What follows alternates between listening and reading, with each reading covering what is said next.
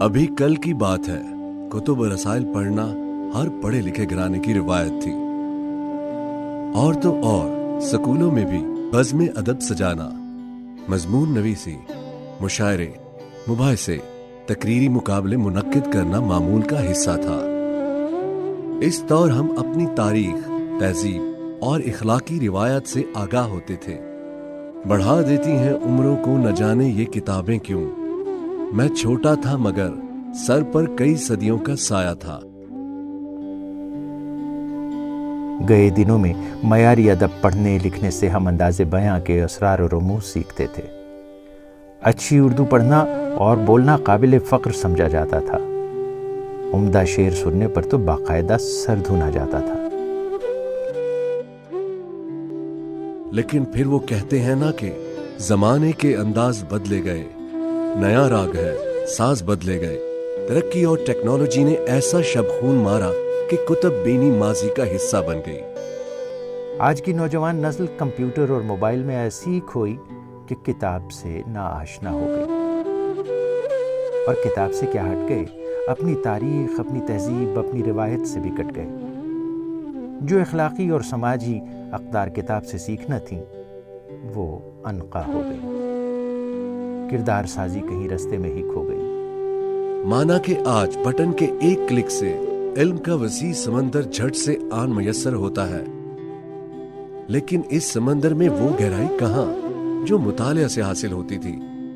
वो जो किताब में लिखा हुआ लफ्ज ज़हन पे नक्श हुआ करता था, कंप्यूटर की स्क्रीन पर जगमगाते लफ्ज का उससे क्या मुवाजना। माजरत के साथ हमें कहने दीजिए, आज का नौजवान ना अच्छा लिखता है ना अच्छा पढ़ता है। इस अलमिये का नोहा क्या कहें। एक तरफ पढ़ने लिखने से ये बेनियाजी और बेइतनाई है, तो दूसरी जानिब अंग्रेजी जुबान का गलबा है कि बढ़ता ही चला जा रहा है।